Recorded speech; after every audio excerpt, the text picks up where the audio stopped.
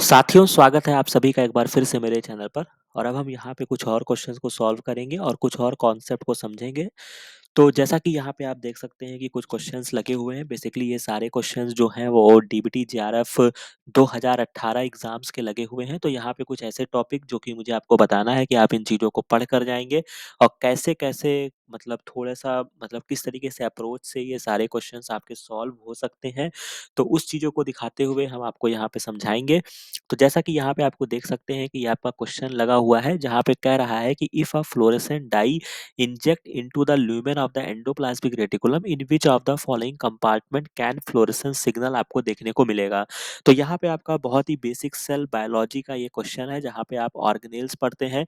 तो पहली बात, ये सारे ऑर्गेनेल्स के बारे में एटलीस्ट अगर बहुत लंबा चौड़ा नहीं जा सकते हैं तो आप जो एनसीईआरटी में लिखा हुआ है उसको जरूर पढ़ लीजिएगा और बेसिक इन्फॉर्मेशन लेकर जाइएगा।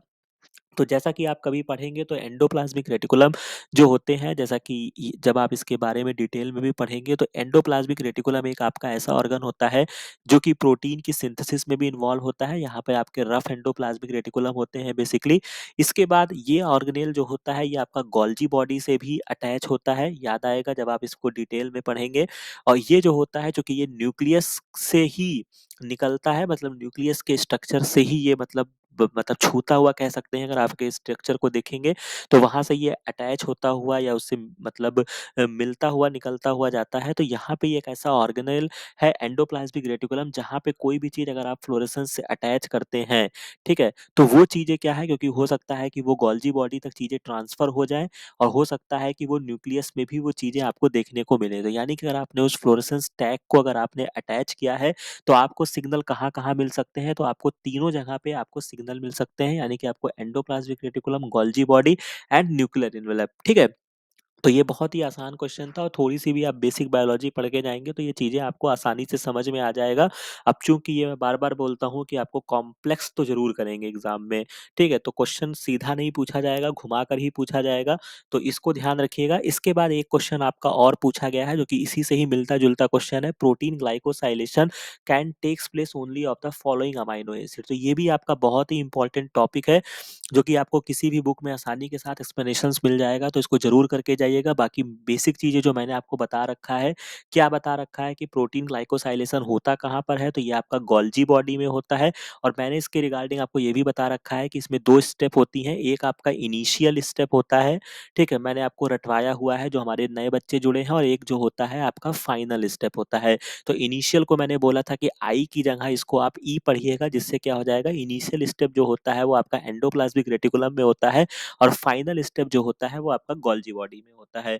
यहाँ तक बात आपको समझ में आ गई होगी। अब यहाँ पे थोड़ा-सा मैं आपको हल्का-सा ब्रीफ करना चाहूँगा कि जो ये आपका ग्लाइकोसाइलेशन होता है, ये आपका 2 तरीके का होता है। एक आपका एन लिंक्ड ग्लाइकोसाइलेशन होता है और एक आपका ओ लिंक्ड होता है, ठीक है? एन लिंक्ड जो होता है या ओ लिंक्ड जो होते हैं, बेसिकली ओ लिंक्ड जो होता है ये आपका सीरीन और थ्रियोनिन अमाइनो एसिड इसमें क्रूशियल रोल प्ले करते हैं, और एन लिंक्ड जो होता है ये आपका एस्पराजीन अमाइनो एसिड पर होता है। मतलब जो भी आपके प्रोटीन होंगे उनके जिसका भी आपको ग्लाइकोसाइलेशन करना होगा उसके आपके एस्पराजीन रेसिड्यू पर होगा, तब हम उसको क्या बोलेंगे, एन लिंक्ड ग्लाइकोसाइलेशन बोलते हैं। और ओ लिंक्ड कब बोलते हैं, जब उसके सीरीन या थ्रियोनिन पर होता है।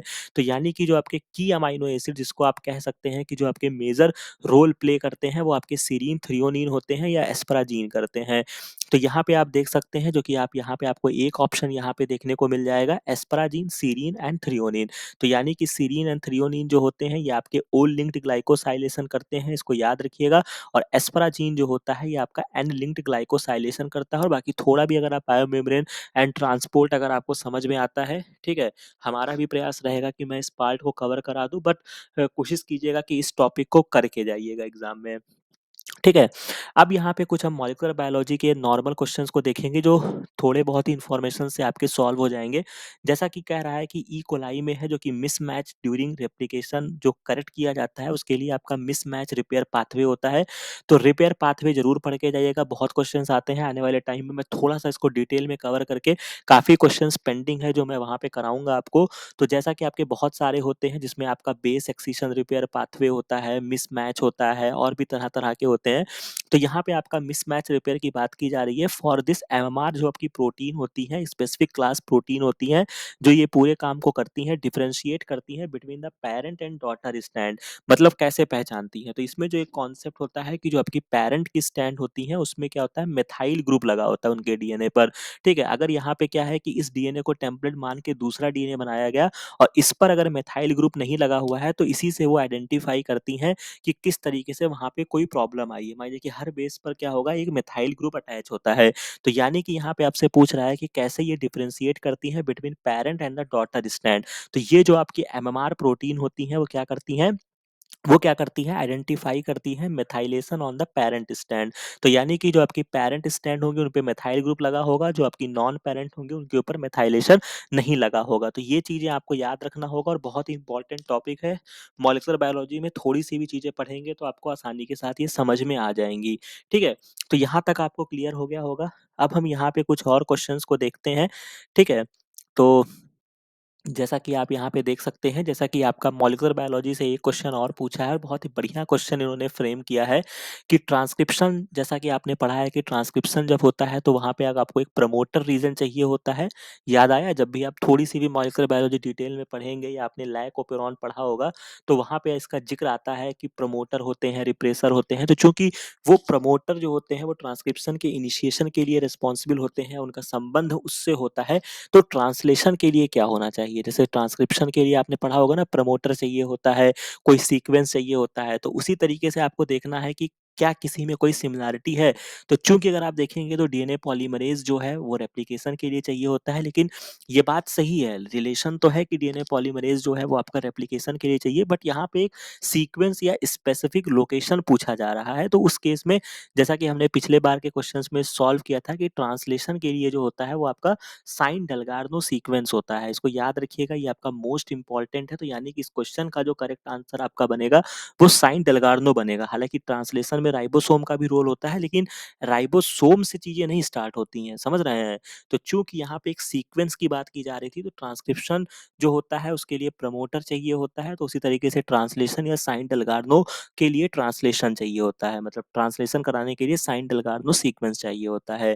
ठीक है? और ये सारी चीज़ें मैंने आपको बताया था, और एक क्वेश्चन सॉल्व कराते हुए मैंने ये भी बोला था कि ये जो सीक्वेंस होते हैं ये आपके क्या होते हैं, ये आपके क्या होते हैं, प्यूरीन रिच होते हैं। बाकी ये कैसे सीक्वेंस होते हैं ये मैंने आपको पिछले लेक्चर में बताया था, इसके पहले जब हमने क्वेश्चन सॉल्व किया था। तो आशा है कि वो चीज़ें आप देख रहे होंगे, तुरंत आपके जहन में वो चीज़ें आ जा रही होंगी, और आपको यहाँ से ये भी चीज़ें सीखने को मिलेगा कि आखिर ये क्वेश्चन डराइव हुआ कैसे। जो अभी रिसेंट में ही साइन डेल्गार्नो का क्वेश्चन आपसे पूछा गया है, तो जब आप प्रीवियस ईयर के क्वेश्चन और पीछे जाएंगे, जैसा कि ये आपका 2018 का है, तब आपको समझ में आएगा कि यहाँ से उनके ज़हन में ये क्वेश्चंस आते हैं। ठीक है? अब यहाँ पे एक क्वेश्चन आपका और पूछा गया है, question number 69, which of the following amino acids change in the active site of the enzyme most likely to change its activity. मतलब कोई एंजाइम्स, ऑब्वियस सी बात है, उसके एक्टिव साइट पर चाहिए होता है, तो अगर आपने किसी को चेंज किया और सबसे ज़्यादा दिक्कत पैदा कर देगा, समझ रहे हैं? तो जैसा कि मैंने आपको एक बता रखा है कि जब आप कभी भी देखेंगे तो आपका जो प्रोलीन अमीनो एसिड होता है ये आपका प्रॉब्लम ही क्रिएट करता है। ठीक है? तो यानी कि मान लीजिए कि अगर आप क्या करते हैं, मोस्ट लाइकली चेंज करेगा उसकी एक्टिविटी को, तो यानी कि सबसे इंपॉर्टेंट चीज़ आप ऐसे भी देख लीजिए, लाइसिन से अगर आप प्रोलीन में कन्वर्ट करेंगे तो ये डेफिनेटली प्रॉब्लम क्रिएट करेगा। तो ये आपका इसका करेक्ट आंसर होगा। बाकी नेक्स्ट देख लेते हैं। समझिए, लाइसिन है उसको आपने अर्जिनिन में चेंज किया है, यानी कि आपका ये भी आपका बेसिक अमाइनो एसिड है और ये भी आपका बेसिक अमाइनो एसिड है। तो यानी कि यहाँ पे आपका कोई फर्क नहीं आने वाला है। ग्लूटामेट था, एस्पार्टिक एसिड था, दोनों ही आपके एसिडिक अमाइनो एसिड है, तो यहाँ पे भी कोई फ़र्क नहीं आने वाला है। और ल्यूसीन और आइसोल्यूसिन जो होते हैं ये आपके कह सकते हैं कि एरोमेटिक या एलिफैटिक वाले चैन में आ जाते हैं, तो यहाँ पर भी कोई चेंज नहीं आने वाला है। तो जो आपका चेंज आने वाला है तो वो आपका लाइसिन और प्रोलीन की वजह से होगा। तो यानी कि जो प्रोलीन होता है वो हमेशा ही आपका प्रॉब्लम क्रिएट करेगा। ठीक है? तो ये बातें आपको समझ में आ गई हैं। इसके बाद फॉस्फोराइलेशन, जो कि हमने सेल सिग्नलिंग कवर कर रखा है, आप उसको आराम से देखिएगा। फॉस्फोराइलेशन ऑफ द प्रोटीन ये टिपिकल पोस्ट ट्रांसलेशनल मॉडिफिकेशन होता है, जो कि उनकी एक्टिविटी के लिए ज़रूरी होता है। Which one of the following amino acid residue can be phosphorylated, तो यानी कि किसका फॉस्फोराइलेशन किया जा सकता है। तो जैसा कि मैंने आपको पिछले ही लेक्चर में भी बताया है कि जब आप सोडियम पोटेशियम पंप पढ़ते हैं तो वहाँ पे देखेंगे आपको एस्पार्टिक एसिड जो होते हैं उनका फॉस्फोराइलेशन आसानी से किया जा सकता है। तो यानी कि इसका जो करेक्ट आंसर आंसर बनेगा वो आपका एस्पार्टिक एसिड बनेगा। लाइसिन का नहीं होता है, एस्पराजीन का नहीं होता है, और ग्लूटामिक एसिड, चूंकि यहाँ पे ऑप्शन के केस में आपको एस्पार्टेट दिया गया है, तो यहाँ पे जो इसका मोस्ट करेक्ट आंसर आपका बनेगा वो आपका एस्पार्टिक एसिड बनेगा। और ये सारी चीजों को आप अच्छे से रिकॉल करके तभी एग्जाम में जाएंगे। ठीक है। अब इसी तरीके से एक क्वेश्चन आपका बहुत ही शानदार क्वेश्चन आपका पूछा है, और ये क्वेश्चन डराइव कहाँ से हुआ है वो मैं आपको बता देता हूँ कि एक मैमेलियन सेल कल्चर है जिसको ट्रीटेड किया गया है साइक्लोहेक्सामाइड से। अब ये क्या चीज़ है, तो कभी भी आप एग्जाम में जाएंगे तो आपको मतलब जब भी आप रेप्लिकेशन, ट्रांसक्रिप्शन, ट्रांसलेशन पढ़ते हैं तो फिर आप बहुत सारे एंटीबायोटिक्स के नाम भी पढ़ते हैं, जैसा कि पेंसिलिन उसमें से एक था जिसके बारे में हमने लेक्चर अवेलेबल कर दिया है, आपको समझा दिया है। लेकिन उसके अलावा भी बहुत सारे एंटीबायोटिक आपके डिस्कवर हुए हैं जो कुछ रेप्लिकेशन को इनिबिट करते हैं, कुछ ट्रांसक्रिप्शन को इनिबिट करते हैं, कुछ आपके ट्रांसलेशन को इनिबिट करते हैं। ठीक है। तो उसी में से एक आपके ये कौन कौन से मतलब जो आपके एंटीबायोटिक है वो किस स्टेप को इनिबिट करते हैं या किस पाथवे को इनिबिट करते हैं वो आप याद रखिएगा। इसमें भाई कोई कुछ नहीं कर सकता है, केवल और केवल आप ही इसके जिम्मेदार हो सकते हैं। कहने का मतलब ये है कि अभी भी टाइम है, आप इसके चार्ट जो भी जहाँ पे अवेलेबल है उसको रोज सुबह शाम देखना शुरू कर दीजिए और याद करना शुरू कर दीजिए। ठीक है। तो साइक्लोहेक्सामाइड जो होता है ये आपके तरीके का एंटीबायोटिक के तरीके यूज किया जाता है, और बेसिकली सारा चीज दो एंटीबायोटिक आपके और होते हैं। एक एंटीबायोटिक आपका क्लोरामफेनिकॉल होता है, याद रखिएगा बहुत ही इंपॉर्टेंट एंटीबायोटिक है, रिकॉम्बिनेंट डीएनए टेक्नोलॉजी में आप काफी पढ़ते हैं। तो क्लोरामफेनिकॉल जो होते हैं और आपका ये जो आपका एंटीबायोटिक है साइक्लोहेक्सामाइड, ये दोनों ही क्या करते हैं, पेप्टाइडिल ट्रांसफरेज की एक्टिविटी को मतलब कम इनिबिट करते हैं, यानी कि पेप्टाइडिल, आप इसको आसानी से यहाँ पे लिख सकते हैं, ट्रांसफरेज की एक्टिविटी को क्या करेंगे, इनिबिट करते हैं। ठीक है। बट क्या होता है, क्लोरामफेनिकॉल जो होता है ये आपका प्रोकैरियोट्स के लिए होता है, और साइक्लोहेक्सामाइड जो होता है वो आपका यूकैरियोट्स के लिए होता है। ये इनका दोनों का मेजर डिफरेंस है, और यहीं पर ही क्वेश्चन आपका छिपा हुआ है। तो protein synthesis of the cell after treatment was record किया गया through incorporation of the labelled amino acid, जो कि भाई ऑब्वियस सी बात है कि प्रोटीन के केस में आपको अमाइनो एसिड चाहिए होते हैं। तो in which of the following organelle will fresh protein synthesis आपको डिटेक्ट होगी।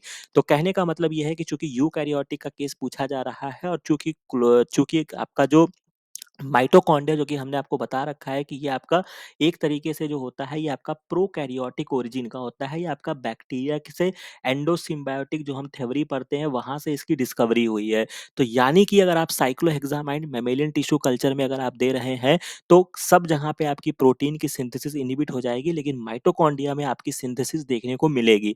क्यों देखने को मिलेगी, क्योंकि माइटोकॉन्ड्रिया में अगर आपको इनिबिट करना है तो आपको क्लोरामफेनिकॉल देना होगा। ठीक है। तो ये क्वेश्चन आपको समझ में आ गया होगा, यानी कि 82 क्वेश्चन नंबर है, और इसका जो करेक्ट आंसर आपका बनेगा वो माइटोकॉन्ड्रिया बनेगा। और जितने भी अमाइनो एसिड हैं, जितने भी आपके सॉरी एंटीबायोटिक हैं, ये आप याद रखिएगा। तो और ऐसे ही छोटी छोटी चीजें जब आप याद रखोगे ना कि कौन से प्रोकैरियोटिक के लिए है, कौन से यूकैरियोटिक के लिए है, तभी जाके आपके ये क्वेश्चंस जो होंगे वो सॉल्व होंगे। ठीक है, नहीं तो फिर इसमें आप फंसे रह जाएंगे। इसी तरीके से एक क्वेश्चन आपसे और पूछा गया है कि in vitro translation system containing microsome, अब सबसे पहले तो आपको माइक्रोसोम समझना होगा, were use to translate an mRNA encoding a secretory protein lacking the stop codon, मतलब इस जो भी कर रहा है उसके पास स्टॉप कोडॉन नहीं है। तो which one of the following outcome आपको देखने को मिलेगा। तो सबसे पहले माइक्रोसोम क्या होते हैं, तो माइक्रोसोम के बारे में याद रखिएगा, फ्रेगमेंटेड ईआर, यानी कि फ्रेगमेंटेड एंडोप्लाज्मिक रेटिकुलम को हम क्या बोलते हैं, माइक्रोसोम बोलते हैं। बस इतनी कहानी स्टोरी है। और ईआर जो होते हैं दो टाइप के होते हैं, एक आपका रफ ईआर होता है जहाँ पे आपकी प्रोटीन की सिंथेसिस होती है, और एक आपका स्मूथ ईआर होता है जहाँ पे लिपिड की सिंथेसिस होती है। इतना याद रखोगे तो भी आपके क्वेश्चंस लग जाएंगे, और बहुत ही इंपॉर्टेंट बात है। तो चूंकि यहाँ पे क्या हो रहा है, फ्रेगमेंटेड ईआर है जिसको हम माइक्रोसोम प्यार से बोल रहे हैं, याद रखिएगा एग्जाम में आगे से क्वेश्चन आपसे पूछा जा सकता है। तो सबसे पहली बात है, चूंकि अब ये फ्रेगमेंटेड है तो इसमें रफ ईआर भी हो सकता है, तो protein will not be translated, ये ऑप्शन नहीं होगा। Protein translation will start but stop after the some time, तो चूंकि यहाँ पे स्टॉप कोडॉन है ही नहीं तो स्टॉप तो यहाँ पे नहीं होगा। ठीक है। The protein will be fully synthesise but not incorporated the microsomal membrane, the protein will be synthesise, यहाँ भी आपका जो होगा वो आपका सिंथेसाइज होगा and incorporated into the microsome but will not be released from the ribosome. ठीक है। तो कुल मिला के क्या है कि यहाँ पे जो इंपॉर्टेंट चीज है कि आपकी जो प्रोटीन है वो आपकी सिंथेसाइज भी होगी, माइक्रोसोम पर इनकॉर्पोरेट भी होगी, लेकिन वो रिलीज नहीं हो पाएगी। अब रिलीज क्यों नहीं हो पाएगी, रिलीज इसलिए नहीं हो पाएगी कि आपने एंडोप्लाज्मिक रेटिकुलम के टुकड़े कर दिए हैं, मतलब वो फ्रेगमेंटेड है। ठीक है? तो चूँकि जब आप देखते हैं एंडोप्लाज़्मिक रेटिकुलम से जो प्रोटीन को जाना होता है गोल्गी बॉडी में या बाकी चीज़ों में, तो वो एक पूरा एक मैकेनिज़्म होता है, ठीक है? तो यानी कि जो आपकी फर्दर चीज़ें हैं, वो मतलब क्या हो रही हैं, मतलब एंडोप्लाज़्मिक रेटिकुलम के तरीके से वो आपकी सिंथेसिस हो जाएँगी, लेकिन वो रिलीज़ नहीं हो पाएँगी फ्रॉम द राइबोसोम, यानी कि जो आपकी रफ ईआर है, उस प्रोटीन को आखिर जाना कहाँ है? उस प्रोटीन का डेस्टिनेशन होगा ना, या तो वो न्यूक्लियस में जाएगा या वो हो सकता है लाइसोसोम में जाएगा, ठीक है? तो क्या है कि चूँकि अब ये आपने टुकड़े-टुकड़े कर दिए हैं, तो वो पूरा एक जो पूरा तरीका होता है, वो सिस्टम बिगड़ चुका है। तो इसी वजह से आपकी प्रोटीन बन जाएगी, incorporate into the microsome but will not be released from the ribosome. तो आप इसको भी समझ सकते हैं और बाकी चूँकि यहाँ पे आपका स्टॉप कोडॉन भी नहीं है, तो वो भी एक इसका रीज़न हो सकता है कि इसी वजह से वो रिलीज़ नहीं होती जाएगी, क्योंकि ऑब्वियस सी बात है कि वो इनकॉर्पोरेट ही रहेगी, क्योंकि रिलीज़ करना होगा तो वहाँ पे प्रोटीन आपको रोकना होगा। तो जिस तरीके से भी आप इस क्वेश्चन के आंसर को समझ सकें, वो आपके ऊपर है, बट यहाँ पे जो इसका करेक्ट आंसर बनेगा वो आपका 88 का 4th ऑप्शन बनेगा, the protein will be synthesised, ठीक है? And incorporated into the microsome but will not be released from the ribosome. तो यहाँ की दोनों चीजें हैं, आपका जब माइक्रोसोम बना है, रफ एंडोप्लाज्मिक रेटिकुलम है, उसके टुकड़े हो चुके हैं, फ्रेगमेंटेड है, तो वो पूरा प्रोसेस नहीं कर पाएगा। तो इस बात को आप याद रखिएगा, ठीक है? यहाँ तक बात आपको समझ में आ गई है। थर्ड ऑप्शन में जो कह रहा था कि प्रोटीन आपकी फुली सिंथेसाइज हो जाएगी but not incorporated into the microsomal membrane, तो ये ऑप्शन इसका गलत बनेगा, राइट?